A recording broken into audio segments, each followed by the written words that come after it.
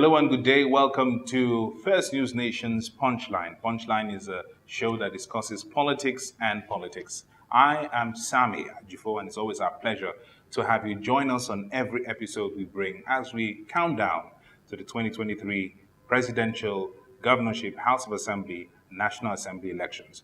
Well, before we go ahead, let's talk about our social media handles. Like and subscribe to our YouTube channel at First News Nation. You can also follow me on all my platforms at Sami Ajifo. And at any point in this show, you have any comments to make or observations about any of the stories we're bringing to you, please make sure you drop it in the comment section below. Let's go for a short break. We have a lot to talk about. Be right back.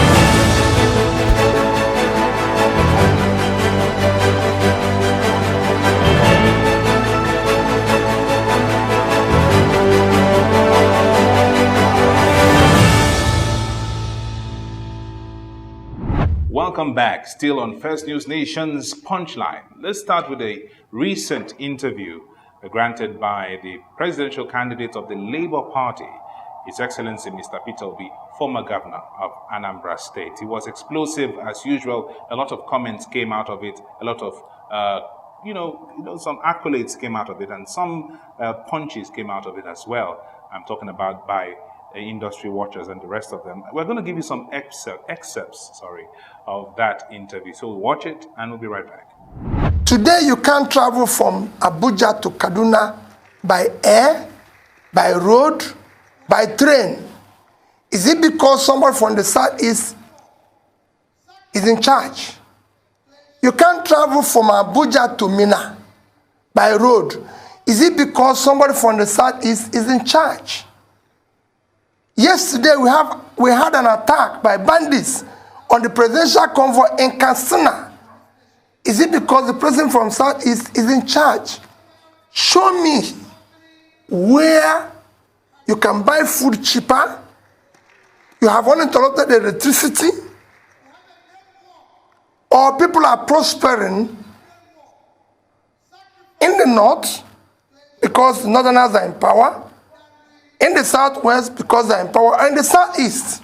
What we've chosen to do in this country, we will consistently hire vehicle drivers to fly the Nigerian aeroplane. So our schools, universities are shut down, and we're talking about who will vote for. Let's deal with the issues. The Nigerian agenda to save this Nigeria is in coma.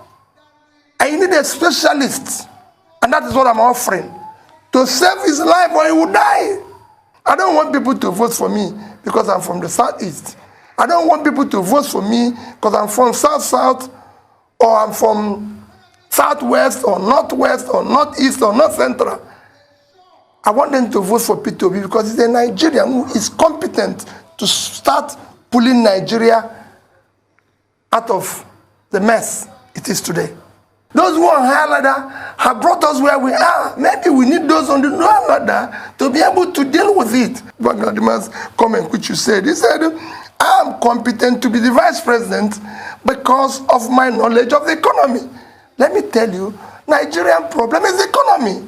Go and check the records and check his facts. I've never been involved in sponsoring any agitation, be it IPOB or anyone. And I can say today that if I'm in power, I will deal decisively with all agitations through dialogue and through proper leadership. I wish I can work with somebody who is much younger, because we need to start lowering these barriers of this and bring younger people with fresh ideas, with have something to offer, than just keep recycling this ourselves and claiming we have been there too for several times, or is our turn, or is our children. No. We need to start refine and building a team. That team has to be a team that is formidable, a team that cannot take, even from me as president, anything. I want to assemble the type of team I had in Anambra State and I said to them from day one, if you agree with me in 3 meetings, you go. That means you don't have your own idea. I want those who can look at my face and say, Mr. President, you're wrong. Welcome back. Let's x-ray a few of the comments made by Mr. Peter B during that interview with Arise, and these make some very interesting quotes, and I read this. He said, and I quote, "I prefer to work with younger people with fresh ideas rather than recycling old politicians who feel it's their turn." Now, for those of you who have been watching, there is only one person who feels it's his turn. President Osekini Olule Osekeji Olule Oseketa Olule ó tiẹ̀ sunkún lórí tẹlifíṣàn àtijọ́ tó yẹ ti débẹ̀ mi ò gba mínísítà mi ò gba contract mi ì tọrọ ọbẹ̀ mi ì tọrọ gàrí mi ì tọrọ fúra lọ́wọ́ ẹ̀. Bẹ́ẹ̀ ìyàwó ń bẹ̀ ó wá ní lọ́tẹ̀ yìí o Yorùbá ló kàn.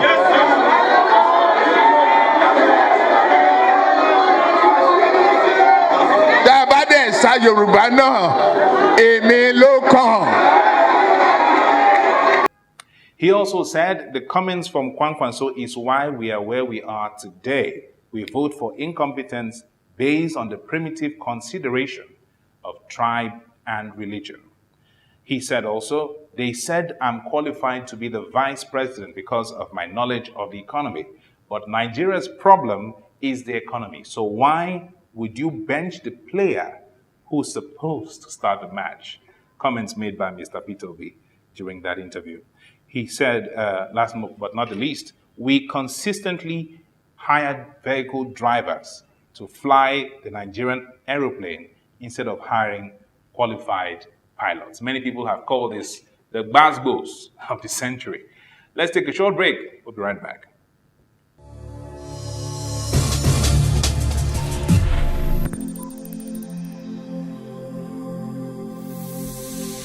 This is Niger Feedback.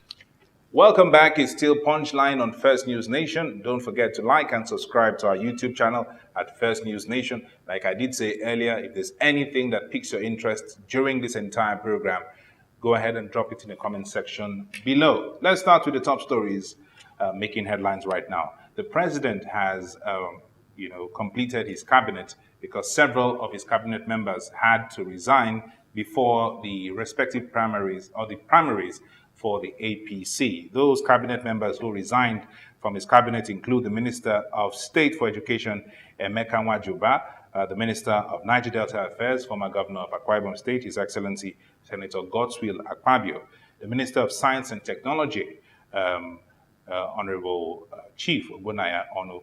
We also had the Attorney General of the Federation. He was supposed to resign, but he changed his mind and he's still on the cabinet. The Minister of Transport and former Governor of Rivers State, Rotimi Amechi, also resigned to run for presidency. The Minister of State for Niger Delta Affairs had also resigned to contest in the 2023 general elections. The Minister of Women Affairs, Pauline Talent, was rumored to have resigned, but she returned, so she's still on the cabinet. Minister of Petroleum Resources was also interested in running for presidency, and he changed his mind. He's still on the cabinet.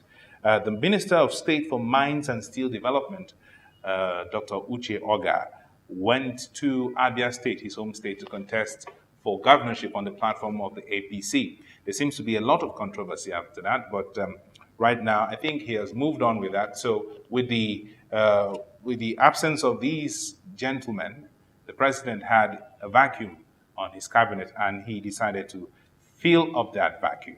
To fill up the position for the Minister of Niger Delta Affairs, Mr. Umana Okonumana has replaced Senator Godswill Akpabio as Minister of Niger Delta Affairs. It's interesting to me because until his appointment, he was the Managing Director of the Oil and Gas Free Zones Authority. He was also one-time Secretary to the government of Akwa Ibom State, and he was one time a finance commissioner. Now, he is now heading the Ministry of Niger Delta Affairs that has the NDDC, Niger Delta Development Commission. But while he takes over, we are still expecting the report that was conducted on the probe of the NDDC. We have not heard anything about that. We've not heard anything about that. You remember this particular public hearing that was a heated argument between the former Minister of Niger Delta Affairs. You remember this. We'll be right back. But that person should be somebody who is versed in project execution. The greatest project today in the world is medical, and that is COVID-19. Even I'm coming now, and the budget of the NDDC, the budget. My sister, please don't be angry. Honorable Minister, was there COVID when you appointed Chairman, I want to be protected. No, you are protected. I want to be protected. Was there COVID when he was appointed in the first interim? Chairman, I want to be protected. Chairman, am I protected? Am I protected? Hello, Mr. Go ahead. Thank you, Mr. Chairman. Thank you, Mr. Chairman, for protecting me, because my sister wants to eat me raw. Let me say that if you look at the year-in, year-out of budget of the NDDC, 60% of the budget of NDDC every year is medical. And you also have to know that malaria has killed more children in Nigeria than even accident and than any other thing. Even before the coming of the COVID, 60% of the budget of the NDDC is medical. So who will best fit the position of executive director in NDDC than a medical doctor to go and implement the 60% of the budget? I'm not the one that does the budget. You do the budget. You do your analysis and you find out that the most fitting person that is qualified to be there is a medical doctor because of your budget. And then lastly, sir, the last question he asked was about the expenditure during this period. We cannot close down Niger Delta because of the security implications of the region. Sorry, sir. We cannot close down Niger Delta Development Commission because... Well, as it stands, we will still be waiting for Mr. Umana Okunumana to tell us what is up with that report of the probe. NDDC currently is still operating without an established board, and people have complained and said, why don't we have an established board? Right now, NDDC doesn't even have a substantive managing director. They are still operating as sole administrator. That's what Mr. Okunumana is going to be facing in the NDDC. So, we're done with that story. Let's move on. Recently, yesterday, we had the unfortunate news of the attack on the Kuje prisons in the FCT. And according to reports, after that deadly attack, all 64, now there were only 64 Boko Haram insurgents who were incarcerated in that particular prison. All the 64 have escaped. Not one has been caught. And ISWAP has claimed responsibility for that attack. Not only that, reports say that they had fought the security operatives guarding the prisons. They call it the correction center now.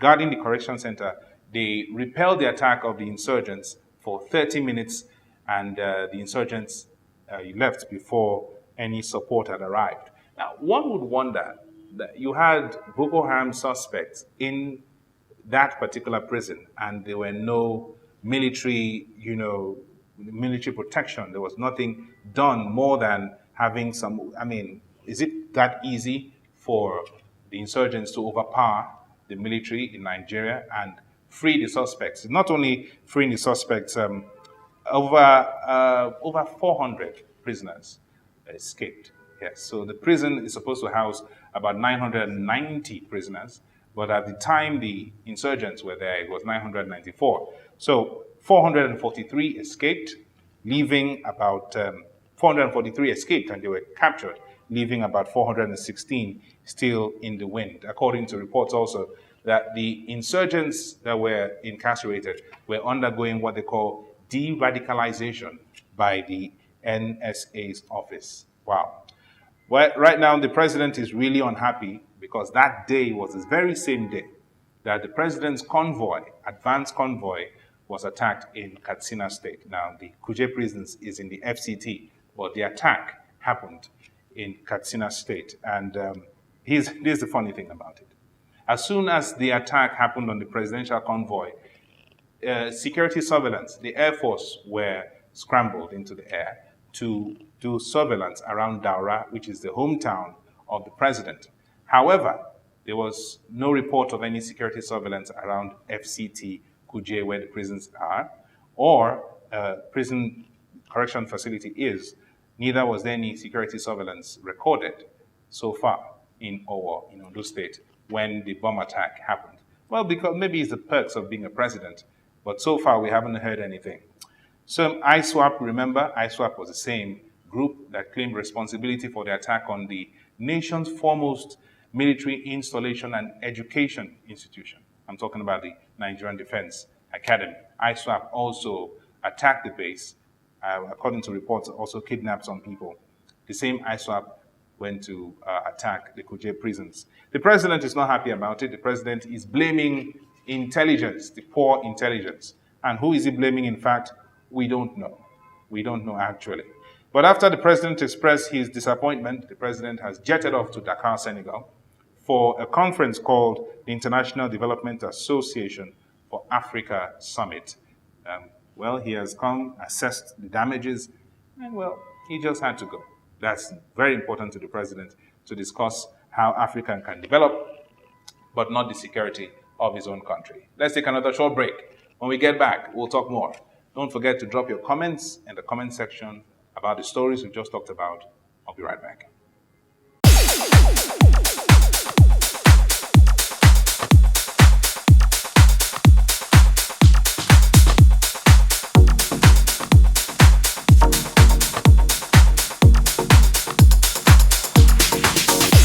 My Color TV, life in living color.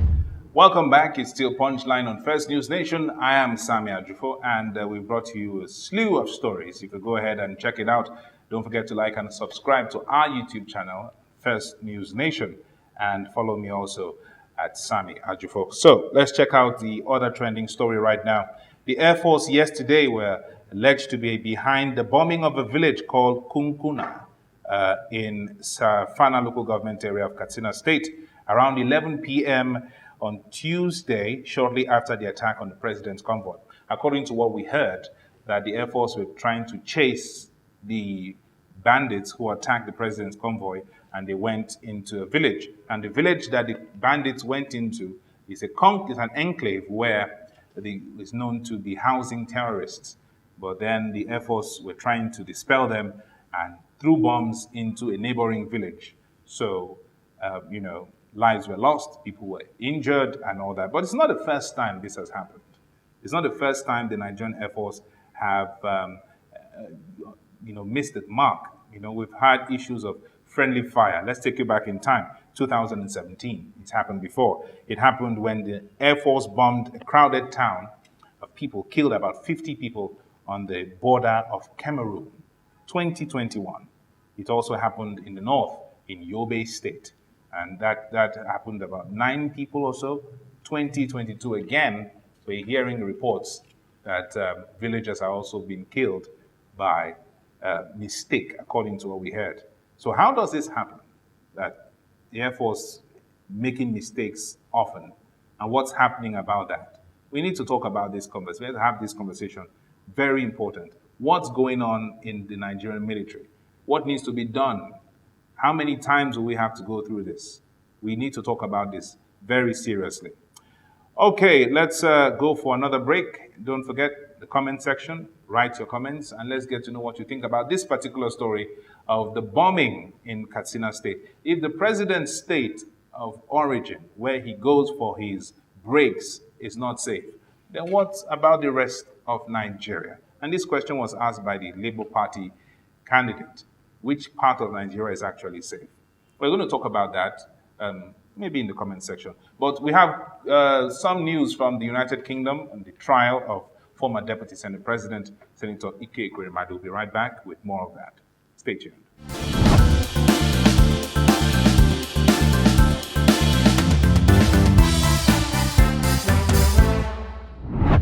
All right, welcome back. The stories are still about Nigeria, the president, the attacks in Kuje, Abuja, the attacks in Katsina State, the new ministers that have just been appointed, and the misfiring of the Nigerian Air Force. Well, let's put two more stories in your ears, and of course the comments can be also written out there. Let's talk about the trial of Senator Ike Ekweremadu in the United Kingdom, where it was alleged that he had taken unwillingly an unwilling donor for kidney transplant in the United Kingdom. According to what we heard today, the Westminster Magistrate Court in the United Kingdom today has accepted that the kidney donor in the case of former Deputy Senate President Senator Ike Ekweremadu and his wife Beatrice is not a minor, as had been alleged. Ekweremadu and his wife were arrested by the British police on the 23rd of June on allegations of human trafficking and organ harvesting that violates the country's Modern Slavery Act. During the continuation of the case, the prosecution accepted he is 21 years old, contrary to earlier claims that he is 15 years old. So I think more facts are coming out of the case. Now we need to know what truly transpired. Everything still looks sketchy, and from what I understand, this case has been adjourned to the month of August for further hearing, and I believe that he will be granted bail, he himself and his wife, talking about this issue of organ harvesting. So we're still watching to see what's happening, and the Nigerian judiciary have also gone a step further to bring more evidences that will help Senator Ekweremadu in this case. It seems to be the entire federal government, irrespective of the fact that Ekweremadu is from the PDP, the entire federal government is solidly behind him. And we're just watching to see what will happen as the days go by. It's really an unfortunate one. Still talking about Enugu right now, former governor of Enugu State and the current senator of Enugu East Senatorial District, I'm talking about His Excellency Senator Chimaroke is in the news. And this time around, he's in the news for Twitter. He's been very, very active on Twitter recently. I've been on a Twitter space where he was there. It was really interesting. Had its ups and downs, but interesting all the same. But there's been some backlash on Twitter as regards a tweet he made. And that tweet was talking about, I think he was trying to reference the attitude of the Twitter generation. He called it Gen Z. And that had a lot of backlash. In fact, it was so bad that people went to reference how his government was. And they alleged that his government was very backward. And he has no right to talk about the Gen Z generation. That tweet is being shown right now, so you can read it up and see what that's about. And probably they will forgive him later, but he should go on credit to be one of the most active politicians in the Southeast on Twitter right now. If you go on his page, he's really, really very active. So we'll be watching to see what happens after that. I'm talking about with Senator Chimaroke Nnamani as the days go by on Twitter. And you know, social media never forgives, neither do they forget. These are the trending stories right now on Punchline. Thank you very much for joining us. If you have any comments about the Ekweremadu case, go ahead and put it in our comment section. If you have any comments about Senator Chimaroke and the backlash with the woke Gen Z generation, go ahead and drop it in the comment section below. We are on Facebook, Twitter, and Instagram, as well as YouTube on First News Nation. I am Sami Ajifo. It's a pleasure. We'll see you again. And the next time we'll see, it will be Punchline Road to Lion Building 2023. We're x-raying the march to the 2023 general elections for the governorship seat here in Enugu State. Thanks to our production team. Have a wonderful day and enjoy the rest of your week.